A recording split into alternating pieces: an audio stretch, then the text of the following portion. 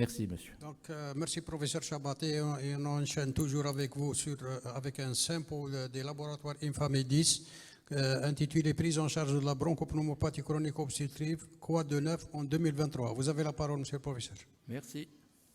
Mais je voudrais que quelqu'un vienne m'aider pour sortir de... Parce que là, ça ne sort pas. Je n'ai plus la main sur... la main. Voilà.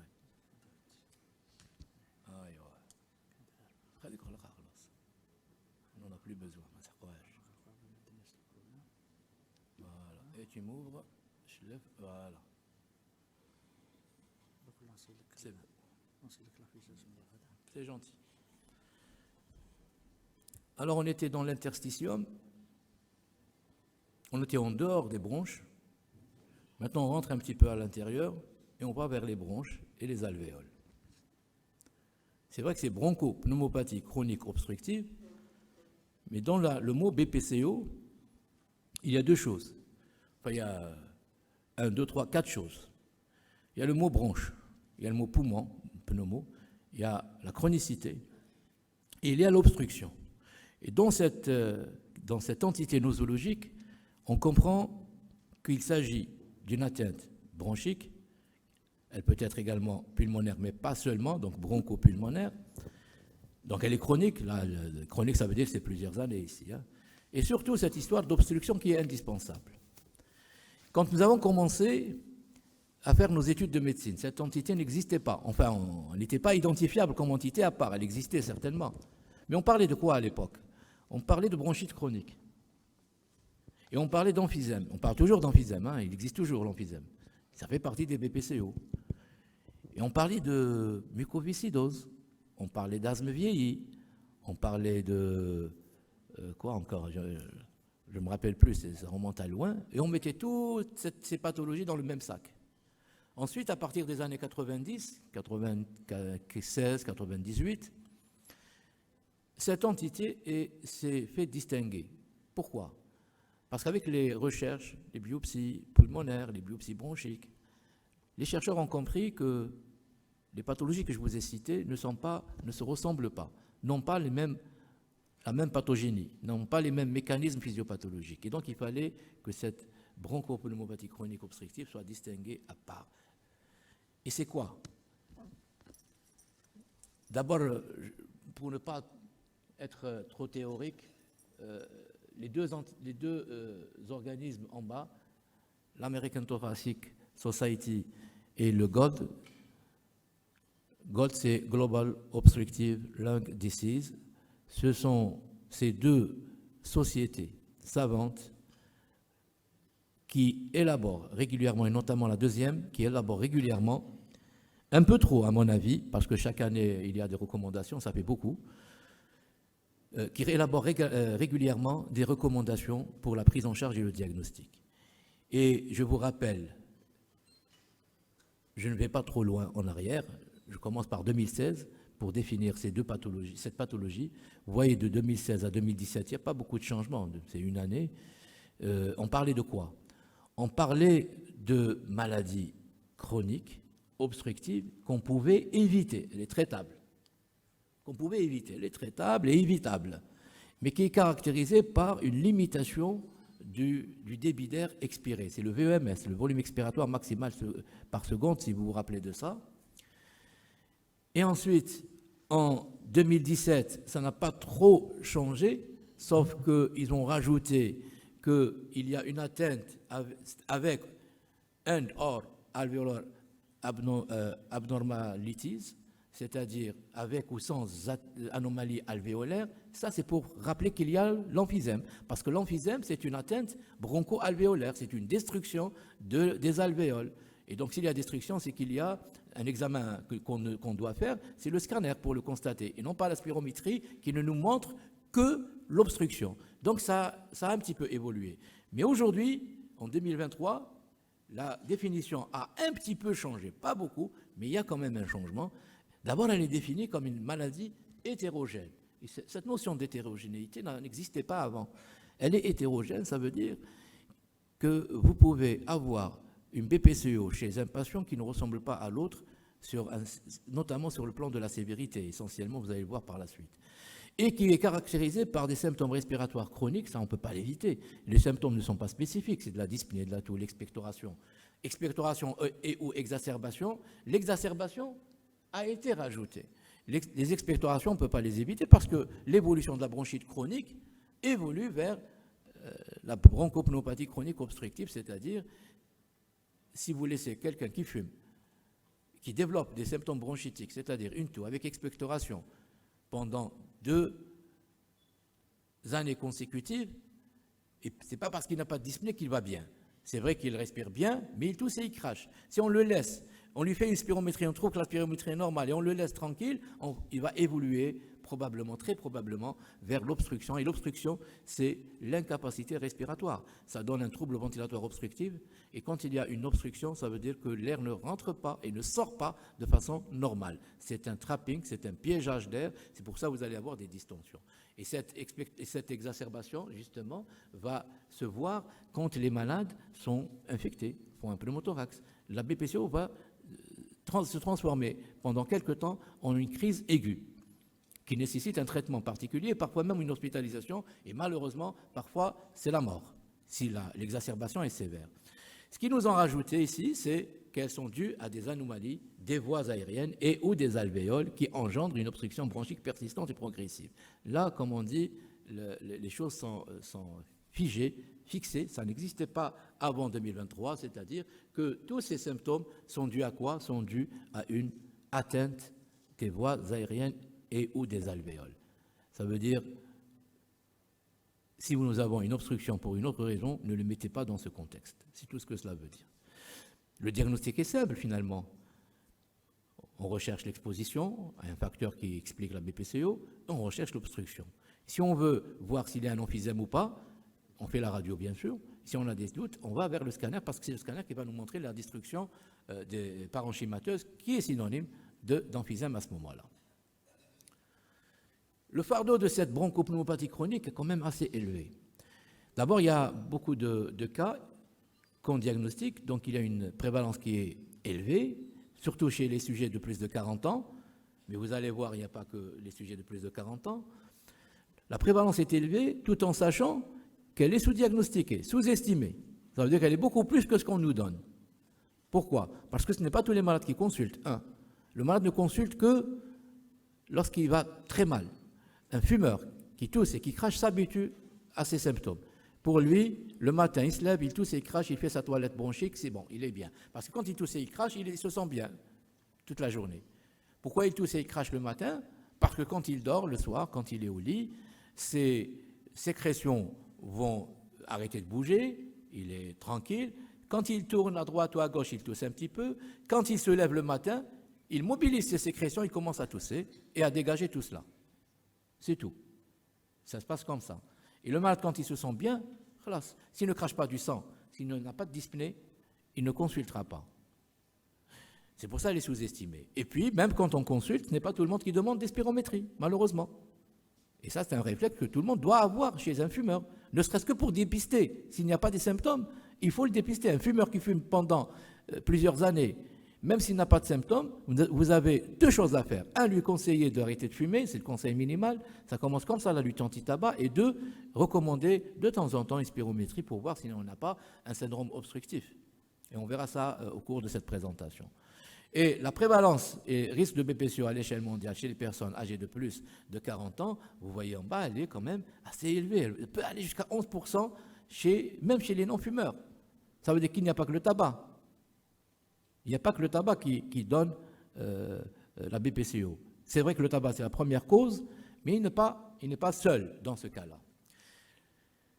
Alors, aujourd'hui, qu'est-ce qu'on sait? Ça, on ne le savait pas avant. On sait que la morbidité, les hospitalisations, le recours aux soins, etc., se développe à un âge de plus en plus précoce. Ce n'est plus 40 ans. On a même des BPCO des enfants maintenant.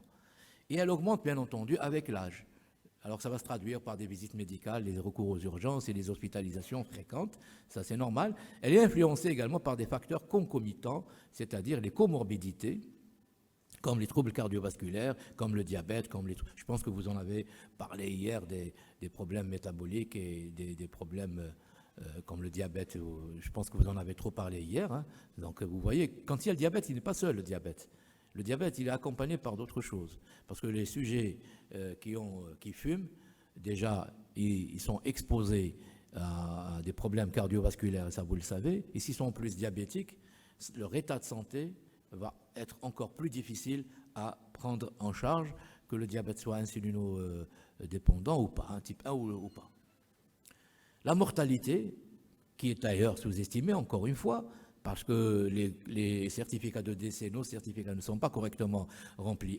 Et même s'ils sont correctement remplis, on n'a pas toujours le diagnostic. Donc, il y a une sous-reconnaissance, une sous-diagnostic des données, et la problématique, c'est la fiabilité de ce qu'on remplit. Tout le monde a fait des constats de décès, on est tellement pressé, parce qu'on sait que c'est la mort qui est naturelle, et puis on met n'importe quoi, un arrêt cardio-respiratoire, et je passe. Et ça ne permet pas de faire une étude des causes de mortalité, toutes causes confondues, bien entendu. Il est cependant clair que la BPCO, on sait qu'elle est l'une des causes des décès les plus importantes dans tous les pays aujourd'hui, hein, pas uniquement les pays nordiques, ça c'était Zmen comme on dit, mais aujourd'hui, tout le monde est exposé à la fumée du tabac, et en plus il y a le tabagisme passif. Les données d'une étude qui a été publiée en 2017 par la Global Burden of Disease a montré que le taux de mortalité attribuable à la BPCO était de 42 pour 100 000, soit 4,72% des décès. Ça fait quand même beaucoup et c'est encore sous-estimé. Alors, la prévalence accrue du tabagisme plus le vieillissement fait que dans la population, à un niveau élevé, fait que nous allons avoir beaucoup de BPCO et donc beaucoup de décès par la suite, c'est normal. Donc plus de 5,4 millions de décès par an attribuables à BPCO seront probablement vus d'ici 2060. C'est demain 2060. Alors sur le plan physiopathologique, rien n'a changé. Donc il y a une inflammation qui va s'installer. C'est une inflammation qui n'a rien à voir avec l'inflammation dans l'asthme, par exemple, même si les symptômes se ressemblent, mais cette inflammation est pratiquement presque irréversible. Ça va détruire pratiquement la muqueuse bronchique et ça va entraîner l'installation d'une fibrose au niveau des parois alvéolaires, une destruction de ces parois dans l'emphysème et une hypersécrétion bronchique qui va entretenir cette inflammation. Qui va entretenir cette inflammation. Et dans l'emphysème, vous avez le problème de la balance protéase-antiprotéase par le déficit de la sécrétion de l'alpha-1 antitrypsine qui va entraîner un déséquilibre de cette balance en faveur des protéases. C'est pour ça qu'il va y avoir une destruction de la barrière alvéolo-capillaire. Le problème, c'est que cette inflammation va s'entretenir elle-même et si on ne fait pas une intervention précoce, eh bien, les lésions vont être irréversibles. Et vous voyez que ici, cette inflammation va être plus importante, elle est autant importante que la BPCO est sévère. Plus la BPCO est sévère, plus l'inflammation est importante et on rentre dans ce cercle vicieux. Et en plus, elle va favoriser les exacerbations. Si vous ne luttez pas contre cette inflammation, le malade va faire beaucoup d'exacerbations. Et je vous informe qu'un malade bronchopathe chronique obstructif qui fait des exacerbations, après l'exacerbation, la situation n'est plus la même. C'est-à-dire qu'après une exacerbation, la BPCO devient toujours plus sévère qu'avant l'exacerbation. Et au bout de 2-3 exacerbations, la mortalité est très élevée. Les facteurs de risque, ça n'a pas changé non plus. C'est le tabac en premier, mais il n'y a pas que le tabac. Il y a le tabac, il y a la pollution urbaine, il y a également la biomasse, il y a également, aujourd'hui dans le tabac, alors là, c'est la foire. Hein. Le tabagisme, il n'y a pas que la cigarette, il y a la cigarette, il y a chicha, il y a la pipe, il y a des knefas, il y a également, malheureusement, les gens pensent que ce n'est pas nocif, le vapotage, c'est-à-dire l'utilisation c'est pas une cigarette électronique, c'est cette mini chicha que tout le monde, vous les voyez maintenant dehors, c'est à la mode. Il faut savoir qu'aujourd'hui des publications commencent à tomber et c'est pratiquement la même chose. Même s'il n'y a pas les additifs que nous avons dans la cigarette, peut-être que du plan de cancer c'est un peu moins, Mais sur le plan de la BPCO, c'est pratiquement la même chose. Là, c'est ce que le GOLD nous propose en 2023 comme classification des étiologies. C'est pratiquement la même chose, sauf qu'ils ont rajouté en bas les BPCO dont la cause n'est pas connue. Alors, quand on n'a plus rien à se mettre sous les dents, on met idiopathique, inconnu, ça aussi. Mais il y a autre chose, c'est qu'il y a des BPCO qui sont aujourd'hui les BPCO chez les enfants. Alors, le risque familial, regardez ça. Depuis déjà 2001, le risque familial important d'obstruction des voies respiratoires a été observé chez les personnes qui fument et qui sont frères et sœurs. C'est-à-dire que quand vous avez quelqu'un qui fume dans la famille, même s'il n'y a pas de tabagisme passif, les frères et sœurs ont plus de malchance de développer eux aussi des BPCO. Donc il y a un contexte génétique qui commence à être pas mis en évidence, mais on commence à le chercher. Ce n'est pas encore sûr à 100%, on verra. À part la mutation du gène SERPINA1 qui conduit au déficit héréditaire en alpha et antitrypsine, et ça on le connaît depuis déjà quelques années, plusieurs années, c'est l'emphysème. À part ça, on est sûr. Le reste, c'est encore des études, mais apparemment, il y a beaucoup de papiers aujourd'hui sur les BPCO familiales. D'ailleurs, regardez, c'est juste pour titre informatif, des centaines de variantes génétiques associées à une fonction pulmonaire réduite et à un risque de BPCO ont été identifiés. Je vous montre les gènes, mais attention, c'est incertain encore. Ce n'est pas, scientifiquement parlant, ce n'est pas une certitude. Ils sont en train de chercher encore, et probablement il y a des gènes qui codent pour une mutation des protéines pro-inflammatoires. Sans parler des problèmes des facteurs de risque à type de naissance prématurée. Hein. Les enfants prématurés, en plus de possibilités de développer des BPCO, surtout si l'environnement est favorable, tabagisme passif, pollution, etc. Et puis il y a les lésions néonatales, les infections respiratoires répétées au début de la vie, ça on le savait pour l'asthme, pas pour la BPCO, mais c'est surtout la combinaison de tous ces facteurs qui peut justement entraîner vers l'apparition de la BPCO. Là, c'est juste pour vous montrer, je ne vais pas le détailler, les facteurs de risque professionnels. Vous voyez le secteur minier, le secteur industriel, textile, etc. Tous ces gens-là, même s'ils ne fument pas, peuvent faire des BPCO. S'ils fument, c'est un facteur encore aggravant supplémentaire. La sidérurgie, les secteurs miniers, etc. Il y a plein de secteurs professionnels qu'il faut d'abord savoir. Ce n'est pas parce que les gens ne fument pas qu'ils ne font pas de BPCO. Ils font de BPCO pour d'autres raisons et ça, il faut le savoir. Les activités donc professionnelles, encore une fois. Et là, je vous montre la trajectoire, l'historique de la trajectoire du VMS, de l'obstruction depuis le jeune âge. Et vous voyez en haut, les gens qui n'ont pas de BPCO. Ils vont quand même, un VMS qui diminue. Ils ont une petite obstruction. Et quand on fume ou quand on a un facteur favorisant, quel que soit ce facteur, la BPCO, la chute, elle est encore plus rapide et plus brutale.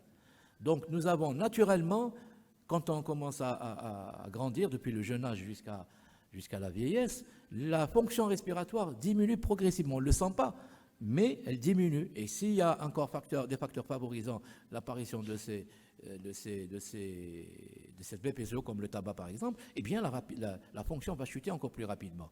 Ces données ont fait que des nouvelles possibilités ont été proposées pour la prévention, le diagnostic et le traitement plus précoce, mais ça aussi c'est de la recherche, mais notamment l'apparition de d'autres termes nosologiques. On parle de BPCO précoce, on parle de BPCO légère, on parle de BPCO du sujet jeune, on parle également de pré-BPCO. Là c'est très difficile parce que c'est des malades qui ont des symptômes ou qui n'ont pas parfois de symptômes, des spirométries normales, mais qui peuvent faire, allez-y les diagnostiquer. Là, on parle de marqueurs biologiques qui sont en train de rechercher, et on parle également de prisme en anglais, je n'ai pas trouvé de traduction en français. Ce sont des patients qui ont un TIFNO normal. Le TIFNO, c'est le VMS sur la capacité vitale forcée, qui est normal, supérieur à 0,70, mais qui ont un VMS qui est diminué. Et pour la spirométrie, le VMS nous reflète, c'est le débit expiratoire maximal seconde qui reflète l'obstruction justement. Et donc on parle également aujourd'hui d'asthme et d'hyperréactivité bronchique qui peut être un facteur favorisant la BPCO. Ça, on ne le disait pas, il y a 10 ans, on ne le disait pas. Mais on sait maintenant que l'asthme lui-même peut être un facteur favorisant, un facteur étiologique de l'apparition d'une BPCO. Pourquoi? Alors, il y a une trentaine d'années, on parlait d'asthme vieilli parce que l'obstruction était figée, elle n'était plus réversible, mais aujourd'hui, quand elle n'est plus réversible, c'est une BPCO, même si vous n'avez pas d'emphysème associé. Alors, comment faire le diagnostic des BPCO? Là, la stratégie n'a pas changé. Vous avez des facteurs de risque que je viens de vous énumérer, mais essentiellement le tabac, la profession, la pollution, etc., avec des symptômes qui malheureusement ne sont pas toujours là. Donc c'est pour ça qu'il faut faire le dépistage. Quelqu'un qui est exposé, il faut dépister. Dépister comment? En faisant une spirométrie. En tous les cas, si vous avez les symptômes avec les facteurs de risque, il faut faire la spirométrie qui va nous montrer le syndrome obstructif. La toux chronique dans laquelle que nous retrouvons dans la BPCO n'est pas due à la BPCO uniquement. Donc il faut chercher d'autres étiologies. Je vous les montre ici, dont l'asthme, le cancer, la tuberculose, les bronchiectasies, les fibroses, etc. Ça donne de la toux. Il y a même des causes extrathoraciques, comme la rhinite, qui donnent de la toux. Donc éliminer tout cela avant de dire BPCO. La spirométrie est très importante. C'est elle qui nous fait le diagnostic quand on la conforte avec les symptômes. Diagnostic positif parce qu'il faut rechercher l'obstruction, mais aussi elle est utile pour la sévérité. C'est comme ça qu'on classait la sévérité avant les années 2000. Ensuite, ça a changé. On a abandonné la spirométrie pour la sévérité. Aujourd'hui, on revient encore une fois, mais pas uniquement la spirométrie, comme vous allez le voir par la suite. Puis il y a le pronostic, c'est l'indice BOD. C'est des initiales, je vais vous les montrer après. Et ça va nous permettre de prendre une décision thérapeutique, traitement pharmacologique ou non, mais point d'interrogation pour le dépistage parce qu'on en parle depuis 20 ans pratiquement, mais c'est tellement difficile à faire parce qu'il faut avoir les spirométries partout, etc.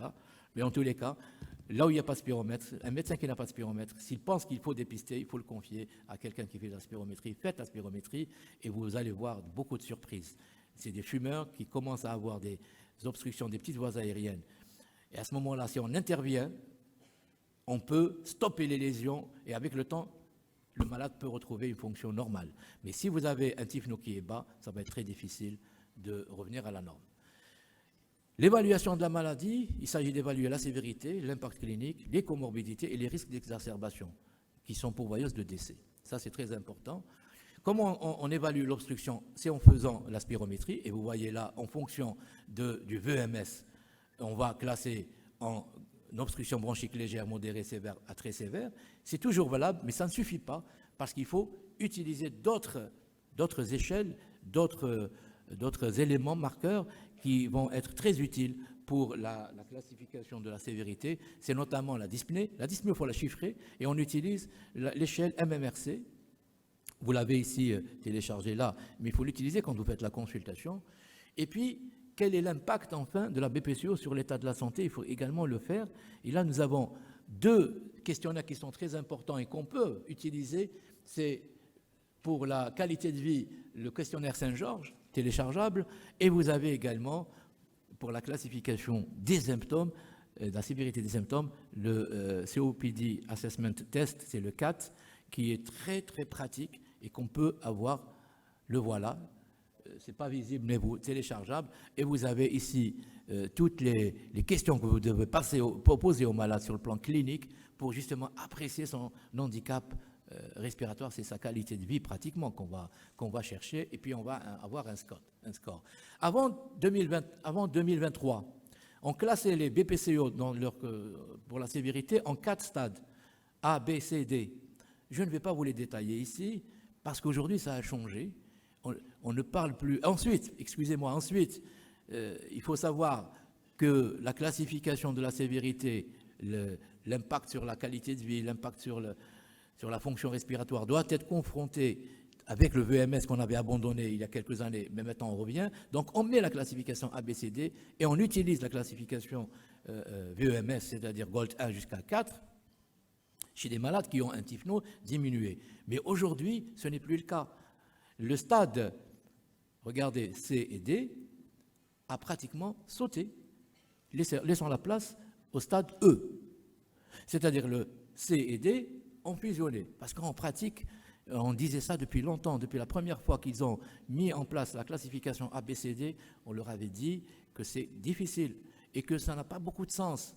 Et finalement, le bon sens clinique, on le faisait. On utilisait tous ces éléments dans l'appréciation de la sévérité. Et ce n'est qu'en 2023 que les choses sont devenues encore plus simples, en maintenant la classification selon le GOLD 1 jusqu'à 4, c'est-à-dire basée sur le VMS, et en utilisant la classification ABCD, en éliminant le A et plutôt le C et le D, qui ont fusionné pour donner les classes E. Alors c'est quoi? On utilise l'exacerbation.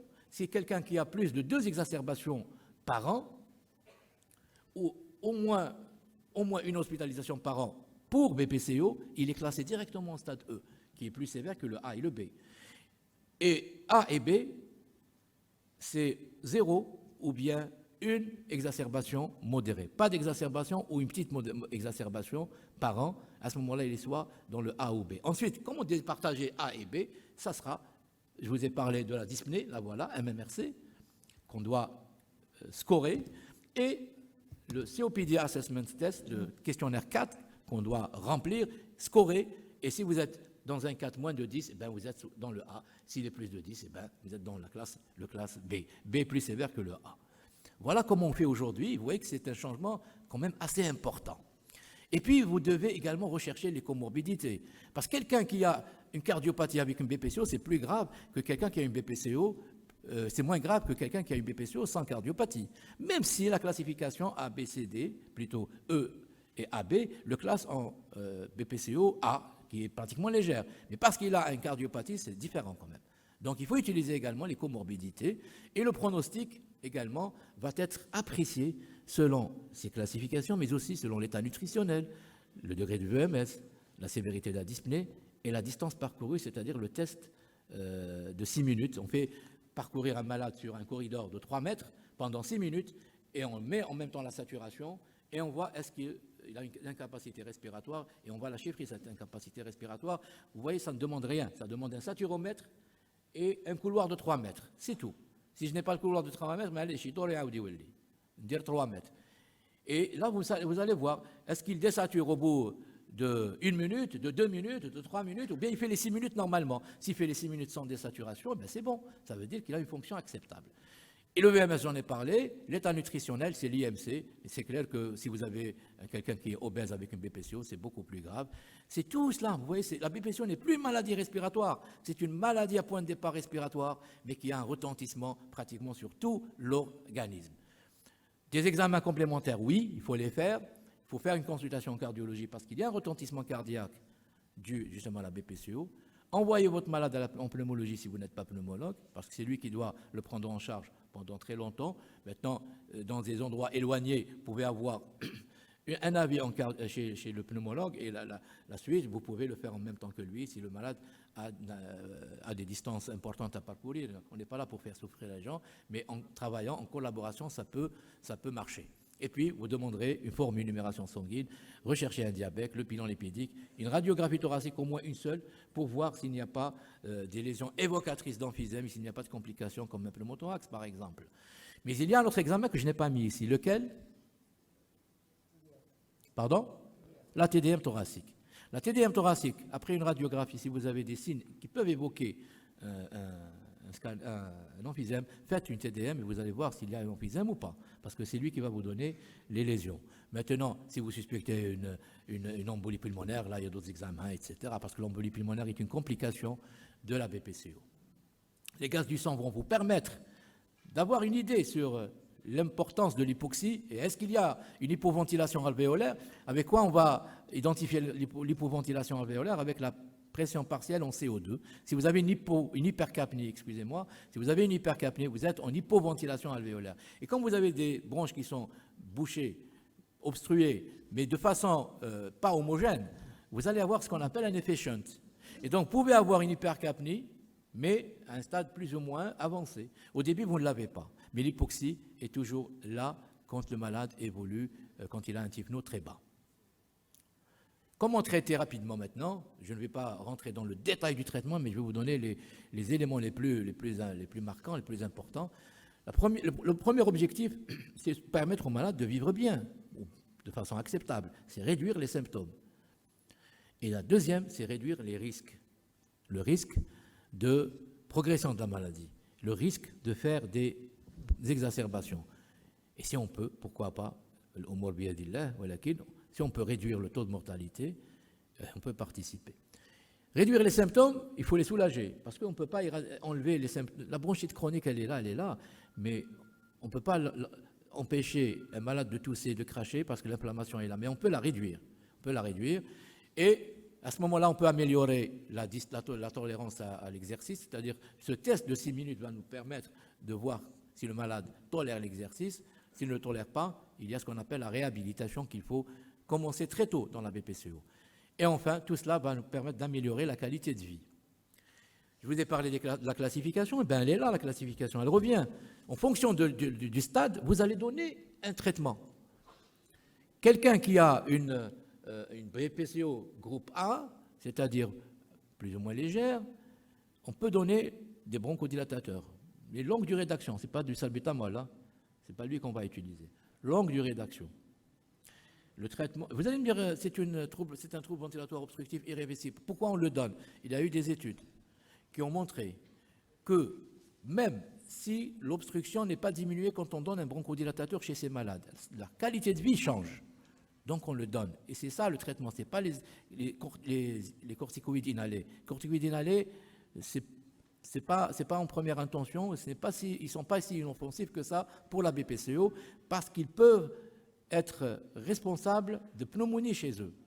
Si on est obligé de les donner, on va les donner, vous allez voir, mais sinon il ne faut pas être donner facilement des corticoïdes inhalés chez ces patients. Le groupe B, c'est l'association avec bronchodilatateurs longue durée d'action de type LABA ou LAMA, c'est-à-dire, c'est quoi les LABA? Pardon? ما سمعتكش والله ماني اسمع exact خلاص قلتها بيتا 2 agoniste et les M longue action muscarinique.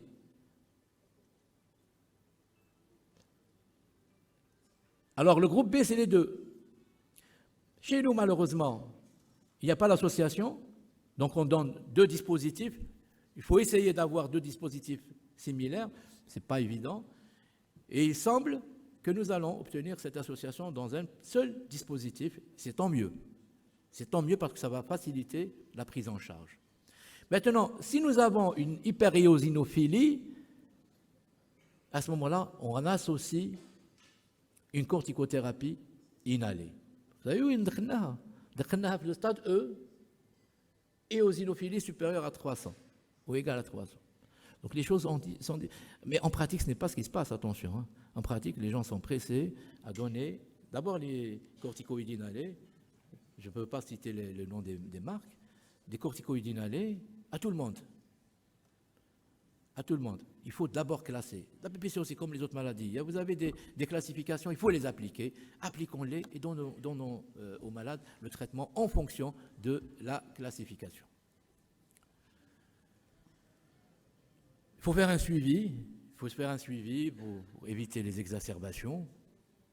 Mais il y a, à côté de ces traitements pharmacologiques, il y a un traitement non pharmacologique qui est aussi important que le traitement pharmacologique. Bien sûr, il faut arrêter de fumer, si on peut. Là, il y a du travail, surtout quand on n'a pas les médicaments qui aident le malade à arrêter de fumer, les dérivés nicotiniques, etc. La petite chicha n'arrête pas de fumer. C'est pas parce qu'ils ne mettent pas beaucoup de nicotine que c'est bon. La cigarette électronique, kiff. Ça n'arrête pas. Ça a été mis au point dans le but d'utiliser cela comme un médicament pour la cigarette électronique et finalement c'est devenu une autre cigarette. Donc qu'est-ce qu'il nous reste? Il nous reste que les médicaments que nous n'avons pas malheureusement. Ça tarde à venir. J'espère que ça se réglera. Pour l'instant, nous n'avons que le conseil minimal. C'est-à-dire dire au malade, est-ce que tu veux arrêter ou pas? Essayer de le convaincre, essayer de lui expliquer bien qu'en arrêtant de fumer, votre état peut s'améliorer. Il y a toujours quelque chose à gagner après avec le sévrage tabagique. Quelqu'un qui arrête de fumer retrouvera la vie. Il faut lui montrer les avantages du sévrage, pas les problèmes du tabac. arrêt cardiaque, crise cardiaque ou je sais pas quoi, le cancer, bon, c'est bon de temps en temps, mais c'est beaucoup plus. Il faut faire ce qu'on appelle le mot, un âme. Je suis le meilleur, non. Il faut inciter le malade à arrêter de fumer en lui montrant les avantages du sévrage. Et ça peut marcher. Ça peut marcher. J'ai en tête toujours les gens qui font des infarctus du myocarde qui arrêtent de fumer immédiatement après quand ils ont été tirés de l'affaire. Peu d'entre eux reprennent le tabac, mais beaucoup arrêtent définitivement le tabagisme. Il y a également l'activité physique. Ce n'est pas parce que c'est une insuffisance respiratoire que le malade ne peut pas faire d'activité physique. Je ne parle pas de sport, je parle d'une activité physique en fonction de l'importance de l'insuffisance respiratoire. S'il ne peut faire que 2 pas par jour, il fera 2 pas par jour. Ça s'appelle la réhabilitation à l'effort. Normalement, il y a des programmes, il y a des centres pour cela, nous ne les avons pas. Il y a un seul centre actuellement qui fonctionne normalement, il est à Constantine. Chez le professeur Bougrida, il fonctionne. Il vient d'être équipé bien comme il faut pour justement faire des programmes et accompagner les malades qui doivent arrêter de fumer. S'ils n'arrêtent pas de fumer, ça ne sert à rien. Donc la réhabilitation à l'effort, c'est très important. La cessation du tabagisme et la vaccination. La vaccination antigrippale, la vaccination antipneumococcique. Ce que je vous ai mis là, c'est ce qui a été mis dans le GOT 2023. Ils nous ont introduit la vaccination anti-Covid. Je ne vous donne pas mon impression là-dessus. Je ne sais pas s'il faut le faire ou pas. De toutes les façons, ils sont en train d'introduire tout dans le vaccin antigrippal. Cette année, je ne sais pas. Ils ont rajouté la vaccination anti-shigellose. Je ne vois pas la nécessité pour nous. Mais par contre, si on arrive à convaincre nos malades de faire la vaccination antigrippale et antipneumococcique, c'est déjà beaucoup. D'ailleurs, antipneumocoque, le pneumo 23, il est pratiquement introuvable. Donc parfois Kain, parfois Makash, c'est compliqué. Mais il faut savoir qu'il faut vacciner, au moins pour la grippe, parce qu'une grippe chez un sujet qui est insuffisant respiratoire, c'est un gros problème. Voilà, la réhabilitation, elle est indiquée à tous les malades, quel que soit leur stade, et elle permet de réduire la dyspnée, elle permet une amélioration de la qualité de vie, de diminuer l'handicap, et ça c'est la conséquence de la réduction de la dyspnée, et une diminution du coût de la maladie, puisque le malade va se sentir mieux et il aura moins recours aux médicaments. Et puis vous avez l'oxygénothérapie, ça c'est une indication. Alors, les gens donnent l'oxygène à tort et à travers. Il y a des indications précises pour l'oxygénothérapie aux longues durées. Il faut qu'il y ait une IRC, une insuffisance respiratoire, qui est définie par une pression partielle en oxygène inférieure à 55 mm de mercure. C'est comme ça, sur 2 prélèvements espacés de 15 jours. Sinon, vous ne pouvez pas, ne donnez pas Hagdabark. Ensuite, il faut surveiller votre oxygénothérapie pour donner un bon débit en fonction de la saturation. Donc, il vous faut un saturomètre. C'est comme ça. Il faut obtenir une saturation jusqu'à 99, 98%. Ce n'est pas la peine de dépasser 100% ou Ammar. Le débit qui vous permet de donner une bonne saturation, c'est celui-là que vous allez garder. Et quand on dit OLD, oxygénothérapie longue durée, ça veut dire que c'est à la maison, ça veut dire au moins c'est 14 heures par 24 heures. Donc elle reste le seul traitement ayant fait la preuve de son efficacité sur la survie des patients ayant une insuffisance respiratoire sévère. La ventilation assistée, vous le savez maintenant, la Covid nous a montré beaucoup de choses, nous a appris beaucoup de choses. Tout le monde a vu la VNI pendant la Covid. Donc, elle a une indication chez les BPCO, sévères notamment, surtout quand il est hypercapnique. Quand il est hypercapnique, il faut mettre une ventilation non invasive et ça va d'abord réduire la mortalité et améliorer la qualité de vie de ces patients. La chirurgie, généralement, elle est réservée pour les bulles, pour faire une décortication, donc une bullectomie. Et la chirurgie de réduction du volume pulmonaire, on ne la fait pas. La transplantation pulmonaire, j'en parle pas. Donc, si on arrive à opérer nos malades qui ont de grosses bulles, c'est déjà quelque chose. Et enfin, pour conclure, je vous dirais que l'évolution de la BPCO est loin d'être achevée. Elle a de beaux jours devant elle, la BPCO, parce qu'il y a toujours le tabagisme, parce qu'il y a toujours la pollution, parce qu'il y a toujours une méconnaissance de la maladie et une mauvaise prise en charge et une absence de sensibilisation. et pour le sévrage tabagique et pour la prise en charge de cette maladie. L'impact de la fonction pulmonaire sur les enfants et les sujets jeunes dans la genèse de la BPCO commence à se voir aujourd'hui. Donc on va parler dans quelques années de BPCO chez des enfants de 8 ans, de 9 ans, de 5 ans. Dosage systématique de l'alpha-antitrypsine, je vous le mets ici, mais sachez que mais c'est bon de le doser quand on suspecte un emphysème primitif. Et le dosage des eosinophiles, il faut savoir les demander, parce que c'est un élément péjoratif, ça change l'orientation thérapeutique, vous l'avez vu. Et enfin, dans le GOLD 2023, avec ces changements, on vise à traiter, bien entendu, nos patients et non pas chercher toujours l'obstruction et traiter cette obstruction. Vous traitez dans tous les cas des patients, pas des examens, que ce soit biologique ou pas, BPCO ou pas. Quand vous traitez une infection, ce n'est pas la recherche, l'absence du germe dans vos crachats, par exemple, qui signe la guérison. C'est l'état clinique de votre patient qui signe la guérison ou non. C'est toujours ça. Donc, revenez toujours à votre clinique et utilisez les moyens que nous avons à bon escient pour réduire justement les dépenses santé. C'est ce que j'avais à vous dire et je vous remercie.